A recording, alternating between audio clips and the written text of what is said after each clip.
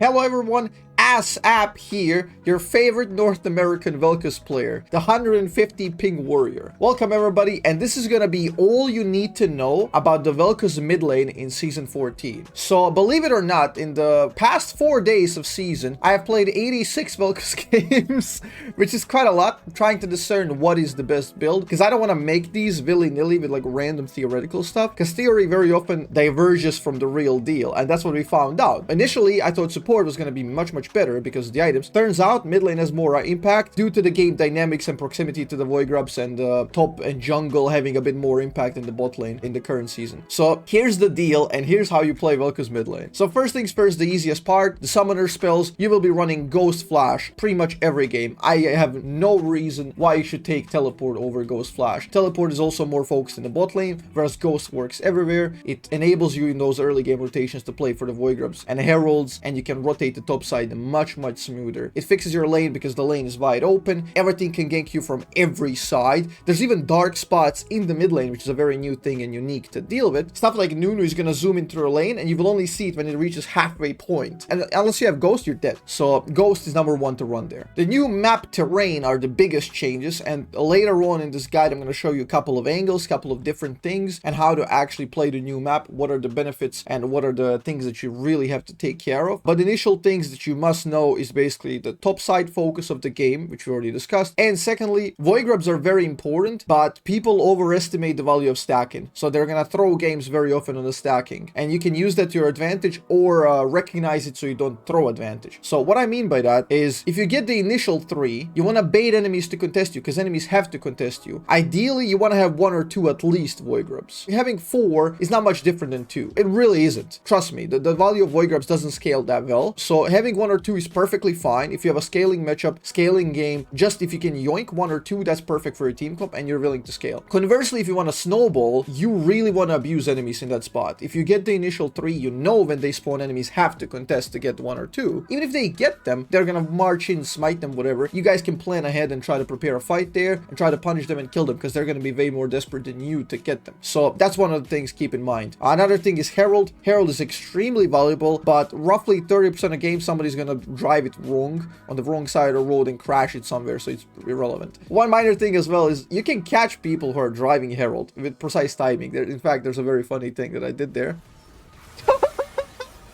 That can happen. I didn't know. Nice. Oh, I didn't know you could do that. I just wanted to see it. You just have to look at the vector of approach. It's going to bounce exactly in that direction. And you just have to kind of estimate the distance. And you can actually pre-fire and hit enemies. Okay, here we are with the runes. And there are 2 specific mid lane setups for runes. I'm going to go over them. And they are differing a little bit from the last season. You'll see one of the key distinctions. And that is because of the map shift and focus and late game. We don't necessarily play for late game anymore. We're more focusing on our regular spike, which is mid game. Because before we were cheating a little bit. We go Ghost for the early game to fix the early game, which sucks for Vel'Koz. Mid game is the Vel'Koz spike, but solo queue mid game spike is not as good, so we went for the late game scaling Vel'Koz, who just prolongs games and let us make a comeback based off of team fights, dragons, barons. Now the focus is a bit more shifted. Dragons aren't as a sure thing to win games. The dragon scaling is not as good due to the void grubs and the herald value, and the more focus on top side and split pushing. The value has kind of shifted, and we want to play more for that mid game and early game pressure, because you want to be able to roam top very often, and you want to be able to be at your disposal of your team. You're no longer playing like a goalkeeper, although you are a little bit, but you also facilitate these fights. So this is the milder version, which is more control oriented, and a lot of people are gonna love this because it's super safe. And the second one I'm gonna show you, it's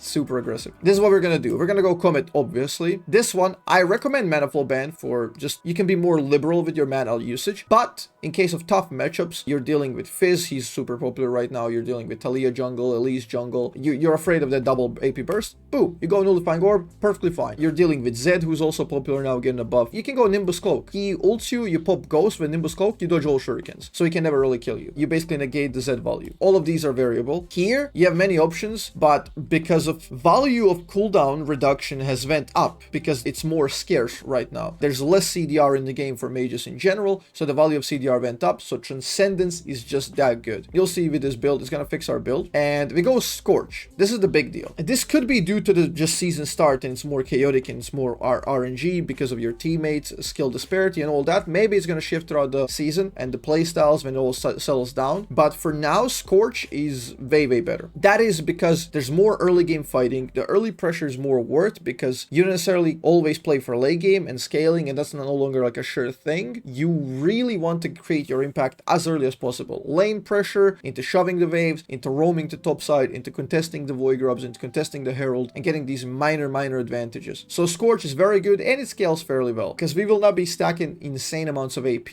and Vel'Koz is packed with base damage anyway. So this is a setup that works really well. Here, to complete the utility, Cosmic Insight works superbly well with everything you're running, with the Ghost, with the Flash. Trust me, this is going to be very good. And another thing, I really love Minion Dematerializer. Minion Demat fixes our vulnerabilities, can provide you with a free cheater recall because you do Minion Demat wave 4, wave 5, and wave 6 cannon. You get a free recall, which negates our defect of not running teleport. So we can get a free cheater recall, we come back, and now we have Ghost, and we're powerful and we're equal in lane, and then you're just in time to fight the Void Grubs and map control. So that one is really good. Now again, in a tough matchup, let's say you're laning versus Zeroth, you're insecure if you can dodge abilities and all that.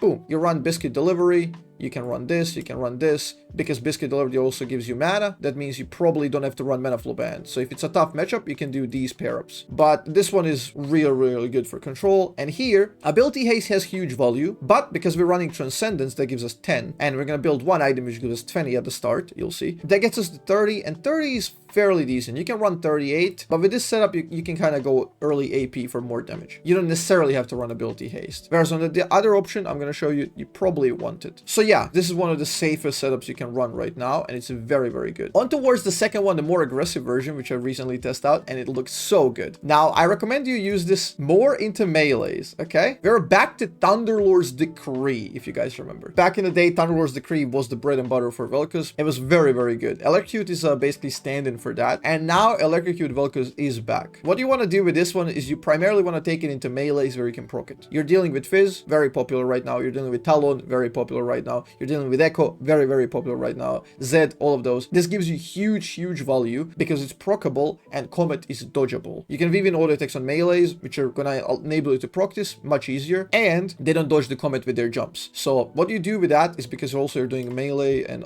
you can hit the melees and proc auto attacks, we also pair it up with Cheap Shot. Now, we already have two very aggressive abilities. This is huge for your early game, and again, the focus has shifted more into early game, into map control during that early and mid game. We're not necessarily playing for giga scaling anymore. Here's why this is also very good. We get Ghost Poro. Ghost Poro gives us a ton of AP for free. Also, the Ghost Poro vision is tremendous. It gives you so much control because the map is new, people don't know what they're doing with the map, and usually you're gonna be running into lack of vision, and Ghost Poro fixes that. It gives you like these, in a ton of these little nooks and crannies, is gonna leave lingering vision, which is gonna be very useful. And now the kicker, we get the Ultimate Hunter. This is like a very old school style Vel'Koz. Ultimate Hunter is now back. We can run that in mid lane, and we're gonna be pairing it up with Malignance, which gives us in total 51 haste just on ult. That is phenomenal. So you'll see, you're gonna get many ults, which is more aggressive, more control. Damage.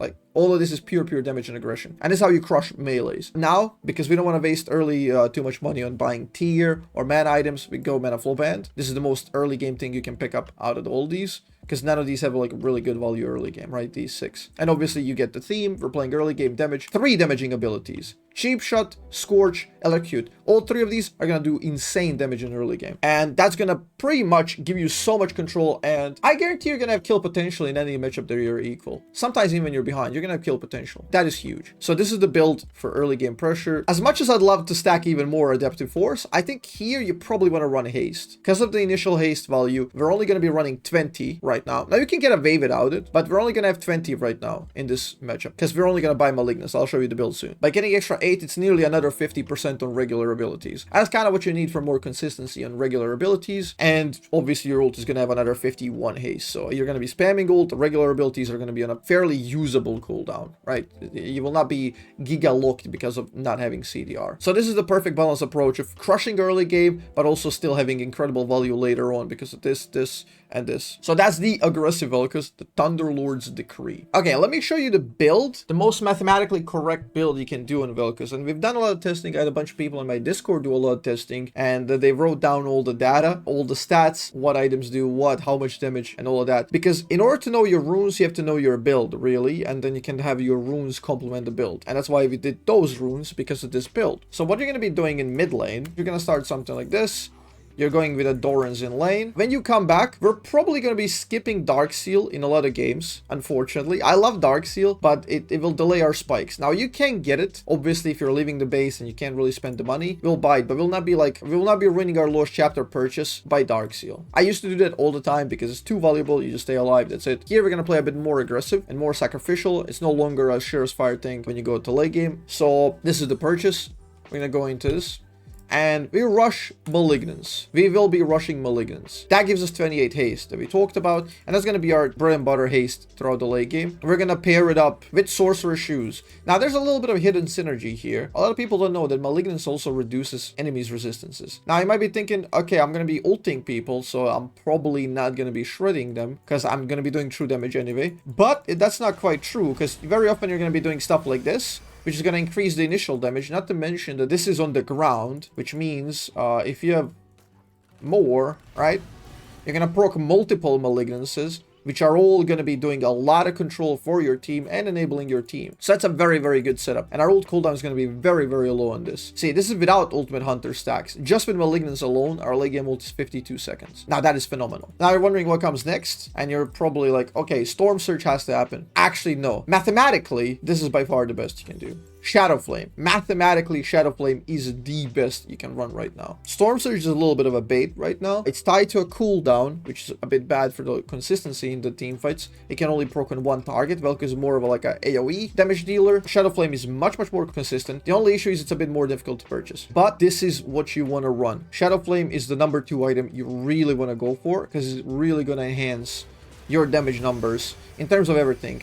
Seeing the true damage crit is so massive for these fights. The beauty of this build is you're itemizing essentially pen, which shreds people who have no MR. So less MR, we're going to be doing more, but you're just Vel'Koz and you have true damage anyway, so that means you're going to deal with tanks no matter what. Okay, so that's 2 items. Now there are 2 options, really depending on how much money you have in the game. Mathematically, the best one for maximum damage output is Rabadon's Deathcap. That gets us to 500 AP, essentially doubling it, and now our damage goes absolutely through the roof. At this point, there's no enemy you can shred because our total is like 6,000 damage. There's no enemy you can kill. That's only with 1 rotation. Versus tanks, you're often going to be doing like minor combo, you kite, you're going to do another W, you're going to do another Q, you kite, and then this. And that's 7.2, essentially. That's a lot of damage. The numbers don't really matter, but you can get the grasp of how much base damage Vel'Koz really has, especially with this more aggressive build. Now, 4th item, well, it turns out, even if they have a lot of MR, like let's say they have about 100 MR, it turns out that the damage numbers of something like Criploom, which will probably always go instead of Void Staff. I think Criploom is just too much of value and it's cheaper and also gives us haste. Turns out that Horizon Focus is crazy good. It gives you 10% increased damage to everyone. That increases true damage and it reveals people on the map and it gives us haste. So Horizon Focus will be our 4th or 3rd item depending whether we can afford it. So that is our combo. Horizon Focus goes real hard here with Vel'Koz. And we're going to top off the build with one of the optionals. Either in late game you want to get Safety on Banshees, which also provides a lot of AP, which synergizes with Deathcap, or you want Zhonya's. Or if they have a lot of MR, you can go something like Criploom, also more CDR, helps your team survive, because Criploom can heal at this late game 400 on everybody, which means you can get about 2,000 healing in a team fight on a takedown. So that's pretty massive. There's obviously Cosmic Drive option as well, which gives you move speed when you hit something. It's pretty good. And you got this blue effect, you know. It just looks very cool. So this is the best build for Vel'Koz you can buy, mathematically speaking. I urge you to try this in this very exact order and you'll see how good this actually is. Let me show you a few things on the map. Mid lane is more wide open. You have dark spots in the mid lane. You will not see enemies. If you're in the middle of the lane, you and minions will not get vision here. You will actually get hit from the side. So stuff like Nunu, Hecarim is very potent in ganks. Again, that's why we run Ghost. You might think because they made this wider, you can't really land QR anymore. It turns out you actually can. As long as you angle your QR at these choke points when enemies are leaving, like they're going here, you can angle the QRs very, very well, and you can catch them on the choke points. Those are very, very crucial things. Turns out this angle here is pretty damn good. If enemies are under turret, you have a pink here. You can control them like crazy. These invisible angles, basically hitting somebody right under turret, means they will never be able to recoil around here. They will not be able to move around here, provided you have vision. You can absolutely control them and deny them everything. Most of the stuff is going to be happening on the top side. This is the brush to take care of, okay? More often than not, you're going to be in this position, right? You're the ballista in the background while enemies are fighting. There's going to be a fight here for the Void Grubs. This is you, okay? You're the long range support. This is what you do. These are the angles you're doing, and you're controlling this. If they commit for you and chase you, you pop Ghost, you run around. Okay? This is your angle here. Enemies can't chase you here because your team is going to pincer them.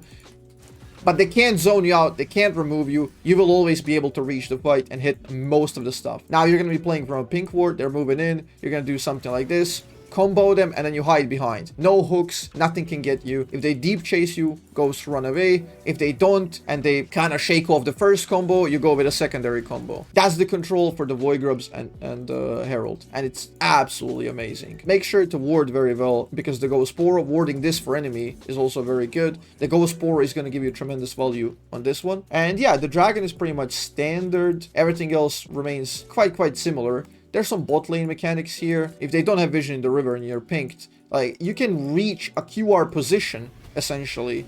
You can reach a QR position at the end of the lane from being invisible. That's a good one. So make sure you really pay attention to these thick walls. Like, these thick walls can be very, very good. And they cloud you, they just defend you. Vision is key, which is why we're also going to be running Horizon Focus. Landing it on just one of the enemies. I want to see if I can do this. Look at that. Look how much vision we get just from Horizon Focus. We have complete control. And very often this is going to happen. Enemies are going to be playing one play. You're going to land one Q, and their whole play is going to be gone. Because you just proc Horizon Focus, and enemies are completely gone. They're completely lost. So yeah, that's about it. That's about it for this video. I'm trying to... Herald is cooking me, but you get the point. You get the point. Absolutely huge vision, and vision is key. So there you have it for the Vel'Koz mid lane guide. Pretty much all the changes for this season. You know what to do now. Go take on the Rift. I believe in you. Let's make Squid work this season. Thanks for watching. Hope you enjoyed the video. I'll see you in the next one. Bye-bye.